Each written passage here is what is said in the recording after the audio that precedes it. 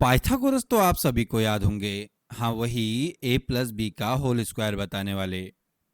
Pythagoras एक गणितज्ञ तो थे ही, पर वो एक महान दार्शनिक भी थे।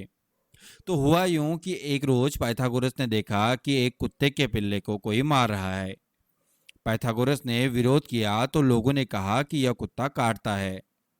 सबको तब पाइथागोरस ने यह जवाब दिया कि यह कोई आम कुत्ता नहीं है।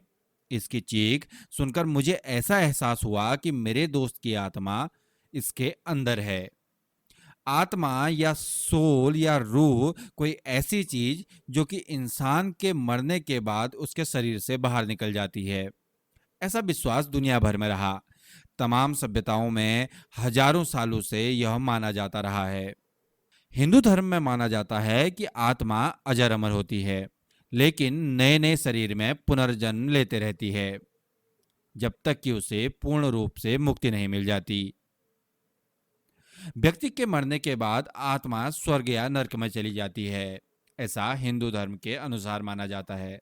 इस सवाल का जवाब देने की कई बार कई लोगों ने अलग अलग तरीके से कोशिश की। आज आपको कहानी सुनाएंगे उस वैज्ञानिक एक्सपेरिमेंट की जिसमें आत्मा का भार तोलने की कोशिश की गई। यह एक्सपेरिमेंट किसने किया, क्यों किया और इसका क्या रिजल्ट निकला, यह सब जानने के लिए आप हमारे साथ बने रहिए।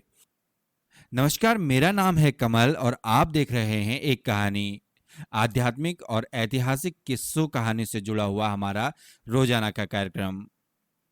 तो ये कहानी शुरू होती है 20वीं सदी की शुरुआत से। अमेरिका का बस्टन शहर था। वहां डॉर्चेस्टर इलाके में एक डॉक्टर रहा करते थे जिनका नाम था डंकन मैकडॉल।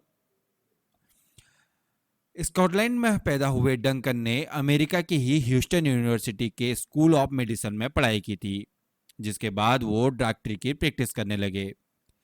जिस अस्पताल में डंकन काम करते थे उसका मालिक अक्सर चीन जाता रहता था, और एक बार वह चीन से एक तराजू लेकर आया जो कि काफी सटीक था। अब उसमें बड़ी बड़ी चीजों को तोला जा सकता था। और डंकन ने जैसे ही तराजू को देखा तो उनके दिमाग में ख्याल आया कि क्या यह तराजू आत्मा का भार नाप पाएगा। डंकन का तर्क कुछ इस प्रकार था कि इंसान जिंदा होता है और मर जाता है, यानी कोई ना कोई ऐसी चीज होती है जो इंसान को जिंदा रखती है और मौत के बाद वह शरीर से खत्म हो जाती है। अगर ये चीज शरीर में होती है तो कोई स्थान भी घेरती होगी और इसका कोई भार भी होगा। यानी अगर कोशिश की जाए तो ये चीज जो इंसान को जिंदा रखती है उसका भार भी जरूर मापा जा सकेगा। यही सोचकर डंकन ने फैसला लिया कि वो इस एक्सपेरिमेंट को करेंगे। कैसे इस एक्सपेरिमेंट को डंकन ने किया, उन्होंने जिस अस्पताल में वो काम करते थे वहां आए दिन लोगों की मौत होते रहती थी। अस्पतालों में ऐसा होता है।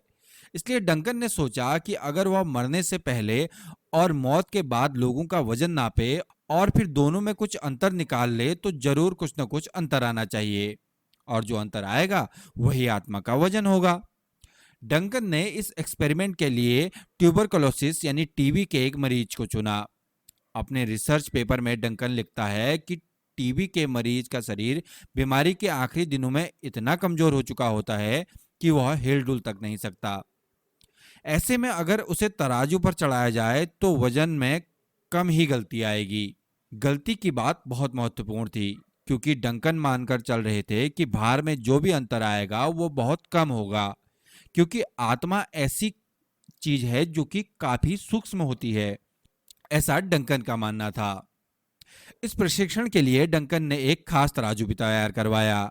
इसके एक पाले में एक बिस्तर लगा हुआ था ताकि मरीज को इसमें लिटाया जा सके। इसके बाद उन्होंने तराजू को कैलिब्रेट करवाया ताकि वजन में 1 आउंस का अंतर भी आए तो पता चल जाए। 1 आउंस यानी कि 28 ग्राम। अगर वजन में 28 ग्राम का अंतर आता तो तराजू उसे नाप लेता। जब सारी तैयारी पूरी हो गई और एक्सपेरिमेंट की शुरुआत हुई तो पहला परीक्षण हुआ 10 अप्रैल 1901 को। 10 अप्रैल 1901 की तारीख को एक मरीज की मौत हुई और उसे मौत से पहले तराजू पर लिटाया जा चुका था। इस पूरे वाकये के दौरान डंकन वजन में आ रहे बदलावों को नोट करते जा रहे थे। तराजू की जो भी रीडिंग आती डंकन उसे नोट कर लेते।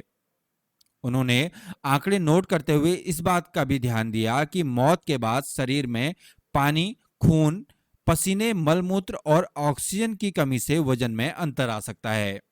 इन बातों का ध्यान रखते हुए डंकन ने पाया कि मरीज की मौत के साथ ही तराजू का वजन अचानक 21.2 ग्राम कम हुआ।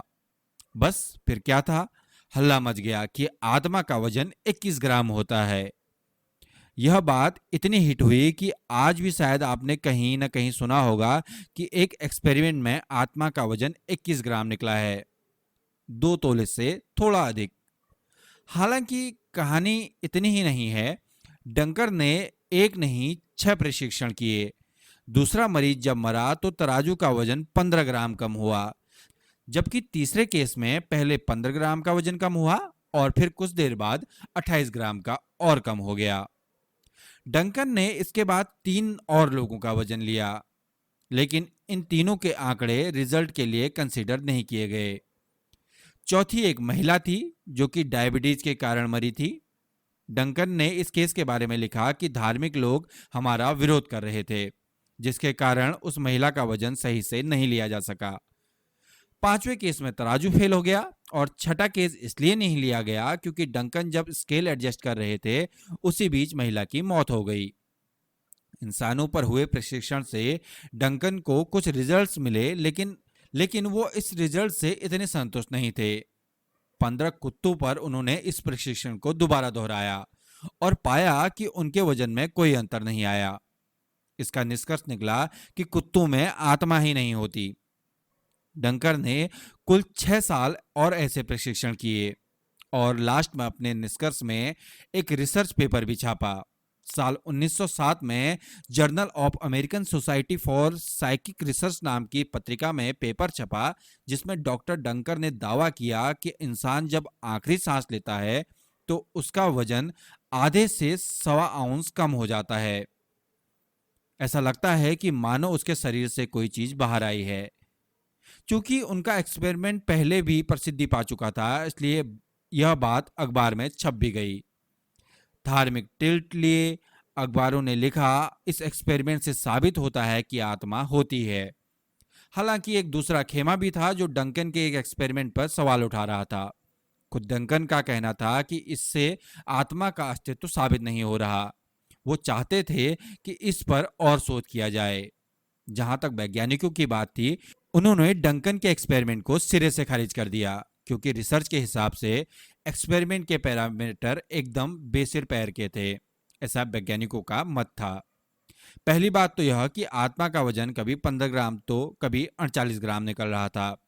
इसका मतलब था कि आत्मा का वजन अलग अलग है। दूसरा बड़ा सवाल यह है कि एक्सपेरिमेंट से यह साबित नहीं होता कि आत्मा का वजन होता है, बल्कि सिर्फ यह बात साबित होती है कि आदमी के वजन में कुछ अंतर आ जाता है या औरत के वजन में अंतर आ जाता है।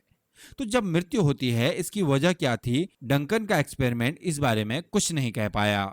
उसने पहले ही मान लिया कि आत्मा का वजन है, जबकि विज्ञान इस तरह काम नहीं करता। डंकन इस मामले में और प्रशिक्षण करना चाहते थे, लेकिन यह मामला इतना विवादास्पद हुआ और फिर इंसानों के शरीर से प्रशिक्षण करने की इजाजत नहीं दी गई। मैरी रोज नाम की एक लेखिका हैं। इनकी किताब spook science tackles the afterlife के अनुसार 21वीं सदी की शुरुआत में ऑर्गन में कुछ भेड़ों का एक्सपेरिमेंट किया गया, जिसमें पता चला कि अधिकतर भेड़ों का वजन मौत के बाद 20 से 200 ग्राम तक बढ़ गया था। यह भी महज कुछ सेकंड के बाद हुआ। बाद में वजन किया गया तो वह पहले जैसे हो गया। रोज अपनी किताब में डॉक्टर गैरी गोम का जिक्र करते हुए कहती हैं, जो कि यह दावा करते थे कि आत्मा किसी न किसी प्रकार की ऊर्जा है और E=mc² के अनुसार उसका भी वजन होना चाहिए। वो इस बात के बाबत एक्सपेरिमेंट भी करना चाहते थे, लेकिन उन्हें इसके लिए इजाजत नहीं मिली। इस बात को लेकर वो काफी लाइमलाइट में भी आए। बात यह है कि आत्मा को लेकर आज भी अलग अलग मान्यताएं और मत हैं। दर्शन और आध्यात्म में ऐसे लोगों की कमी नहीं है जो कि आत्मा के वजन के सवाल को बेतुका मानते हैं। उनके अनुसार आत्मा कोई मटेरियल नहीं है कि जिसका वजन किया जा सके। बहरहाल, इसी के साथ एक कहानी का आज का यह एपिसोड खत्म करते हैं और आप अपने कंक्लूजन में हमें जरूर बताइए कि आपको क्या लगता है कि आत्मा का वजन होता है या फिर नहीं होता। हम अगले एपिसोड में आपसे फिर मिलेंगे, तब तक के लिए नमस्कार।